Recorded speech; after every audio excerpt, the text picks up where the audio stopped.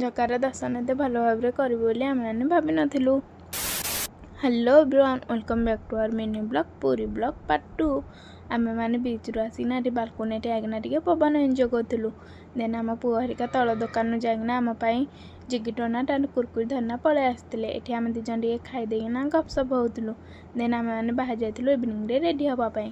ଏଠି ଆମେ ଦୁଇ ଜଣ ରେଡ଼ି ହେଇକିନା ଯାଇଥିଲୁ ମହାପ୍ରଭୁଙ୍କ ଦର୍ଶନ କରିବା ପାଇଁ। ଏଠି ଶ୍ରୀକ୍ଷେତ୍ରକୁ ଆମେ ପହଞ୍ଚି ଯାଇଥିଲୁ। ଦେଖିପାରୁଥିବେ ମନ୍ଦିର ଦେଖାଗଲାଣି। ଯେତେ ମନ୍ଦିର ପାଖକୁ ଆମେ ଯାଉଛୁ ଆମର ଏକ୍ସାଇଟେଡ଼ ସେତେ ଅଧିକ ହେଉଛି। ଆଣ୍ଡ ବହୁତ ଭିଡ଼ ମଧ୍ୟ ମନ୍ଦିର ରହୁଥିଲା ଯେହେତୁ ରଥଯାତ୍ରା ପାଖେଇଲାଣି ସେଥିପାଇଁ। ଦେନ୍ ଆମେମାନେ ଚାଲିଲୁ ମନ୍ଦିର ଭିତରୁ ମହାପ୍ରଭୁଙ୍କ ଦର୍ଶନ କରିବା ପାଇଁ। ଦୀର୍ଘ 3 ଘଣ୍ଟା ପରେ ମହାପ୍ରଭୁଙ୍କର ବହୁତ ଭଲ ଦର୍ଶନ କରିଦେଇଥିଲୁ। ଦିଥର ମଧ୍ୟ ଦର୍ଶନ କରିଦେଇଥିଲୁ। ସେଥିପାଇଁ ଆମେ ଦୁଇ ଜଣ ବହୁତ ଖୁସି ଥିଲୁ। ଏଠି ମନ୍ଦିର ସହିତ ଟିକେ ଫଟୋ ଭିଡ଼ିଓ ନେଇଗଲୁ ବହୁତ ସାରା। ଦେନ୍ ଆମେମାନେ ଚାଲିଲୁ ବିଚ୍କୁ। ପୁରୀ ଆସିଛୁ, ବିଚ୍ ନ ଗଲେ କ'ଣ ହେବ, ଆଣ୍ଡ ସି ଫୁଡ଼ ଏନ୍ଜୟ ନ କଲେ। ଦେନ୍ ଆମେ ଦୁଇ ଜଣ ଚାଲିଲୁ ସି ଫୁଡ଼ ଏନ୍ଜୟ କରିବା ପାଇଁ। ଏଠି ଆମର ଭେଜ୍ ହିଁ ଥିଲା। ଦେନ୍ ଆମେ ଭେଜ୍ରେ ବାଇଗିନି ଆଣ୍ଡ ମୋମୋ ଖାଇ ଦେଇଥିଲୁ। ଦେନ୍ ଆମେ ଚାଲି ଯାଇଥିଲୁ ୱାଓ ମୋମୋ ଠିକି ପିଜା ଅର୍ଡ଼ର ଦେବା ପାଇଁ। ଆମ ଛୁଆ ଦୁଇ ଜଣଙ୍କର ଫରମାଇଶ ଥିଲା କି ଆମେ ଦୁଇ ଜଣ ପିଜା ଖାଇବୁ। ସେଥିପାଇଁ ଆମେ ଦୁଇ ଜଣ ଏଠି ଠିଆ ହେଇଥିଲୁ। ସେମାନେ ବି ଠିଆ ହେଇଥିଲେ, ପିଜାକୁ ୱେଟ୍ କରିଥିଲେ।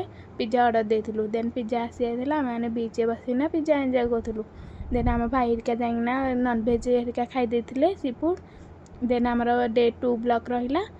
Keep watching till then bye bye.